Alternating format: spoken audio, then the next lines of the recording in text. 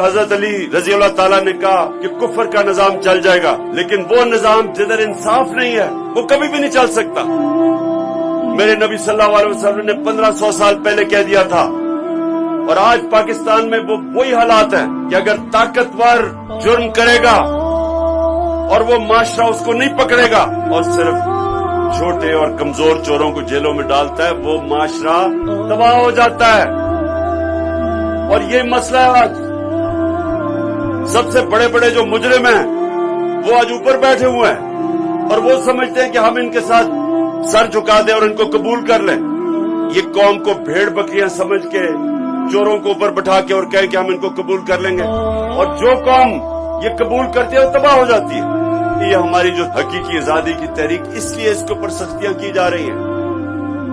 کیونکہ جو طاقتور اوپر ہیں یہ پاور نہیں چھوڑنا چاہتے، ملک کا نظام تباہ کر کے خود سب پیسہ بنا رہے ہیں، اپنے ذات کے لیے ملک کو تباہی کی طرف دھکیل رہے ہیں۔ ہمارے دین میں آزادی کی جد و جہد کی اتنی اہمیت اللہ نے اس لیے رکھی ہے کہ آزاد قوم ہی کی پرواز اوپر ہے، غلام اوپر نہیں جا سکتے۔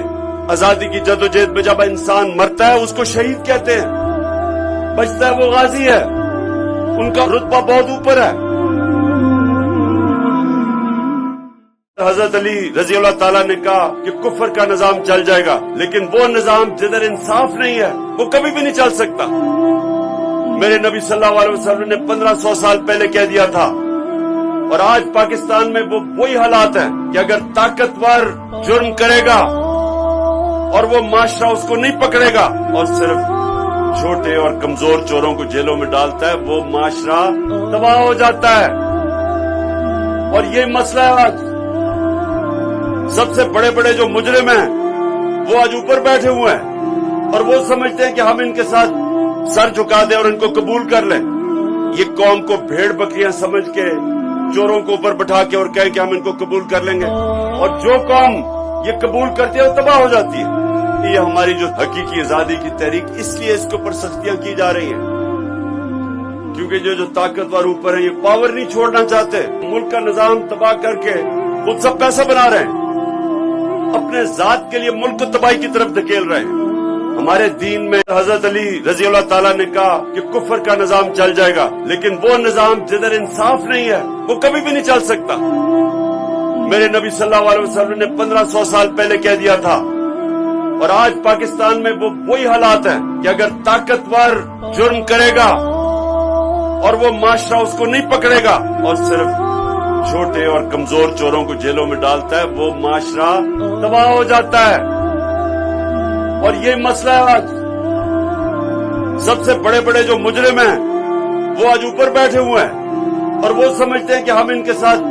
سر جھکا دیں اور ان کو قبول کر لیں۔ یہ قوم کو بھیڑ بکریاں سمجھ کے چوروں کو اوپر بٹھا کے اور کہے کہ ہم ان کو قبول کر لیں گے، اور جو قوم یہ قبول کرتی ہے وہ تباہ ہو جاتی ہے۔ یہ ہماری جو حقیقی آزادی کی تحریک، اس لیے اس کے اوپر سختیاں کی جا رہی ہیں، کیونکہ جو طاقتور اوپر ہیں یہ پاور نہیں چھوڑنا چاہتے، ملک کا نظام تباہ کر کے خود سب پیسہ بنا رہے ہیں، اپنے ذات کے لیے ملک کو تباہی کی طرف دھکیل رہے ہیں۔ ہمارے دین میں آزادی کی جد و جہد کی اتنی اہمیت اللہ نے اس لیے رکھی ہے کہ آزاد قوم ہی کی پرواز اوپر ہے، غلام اوپر نہیں جا سکتے۔ آزادی کی جد و جہد میں جب انسان مرتا ہے اس کو شہید کہتے ہیں، بچتا ہے وہ غازی ہے، ان کا رتبہ بہت اوپر ہے۔ آزادی کی جد و جہد کی اتنی اہمیت اللہ نے اس لیے رکھی ہے کہ آزاد قوم ہی کی پرواز اوپر ہے، غلام اوپر نہیں جا سکتے۔ آزادی کی جد و جہد میں جب انسان مرتا ہے اس کو شہید کہتے ہیں، بچتا ہے وہ غازی ہے، ان کا رتبہ بہت اوپر ہے۔